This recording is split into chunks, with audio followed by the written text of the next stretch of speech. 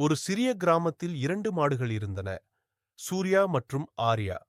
அவை இருவரும் விவசாயியின் நம்பிக்கைக்குரிய தோழர்கள். வயலை உழப்பது, மாட்டு வண்டி இழுப்பது என அனைத்து வேலையிலும் இணைந்து செயல்பட்டனர். ஒரு நாள் விவசாயி ஒரு புதிய கனமான உழவலை கொண்டு வந்தார். அதை பார்த்தவுடனே ஆர்யா பீதியாகி, "இதை இழுக்க முடியாது. இது எனக்கான வேலை இல்லை" என்று கூறி ஓரமாக சென்று ஒரு மரத்தடியில் அமர்ந்துவிட்டது. விவசாயி கவலையில் இருந்தார். ஆனால் சூர்யா எதுவும் சொல்லவில்லை. அமைதியாக உழவலையில் இணைந்து மெதுவாக வயலை உழத்தலுக்கு ஆரம்பித்தான். அவன் உடல் சோர்ந்தாலும் மனம் துணிந்தது. ஒருமுறையும் குறை சொல்லவில்லை. செயல்தான் அவனின் பதில். தொலைவில் இருந்த ஆர்யா இதையெல்லாம் பார்த்தது. முதல் முறையில் சூர்யா முட்டாள்தனமாக நடக்கிறான் என நினைத்தது.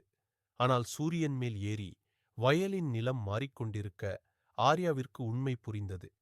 தலைமை என்பது கட்டளையிடுவதில் அல்ல, முன்னோக்கி செயல்படுவதில்தான். அவனை பார்த்து உயிரோடு வெட்கம் கொண்ட ஆர்யா எழுந்து ஓடிச் சென்று சூர்யாவுடன் இணைந்தது. எதுவும் பேசவில்லை. ஆனால் செயல் பேசியது. அன்று விவசாயி இருவருக்கும் சிறப்பு உணவு அளித்தார். ஆனால் உண்மையான பரிசு சூர்யாவுக்கே. தலைமைத்துவம் மற்றும் மரியாதை.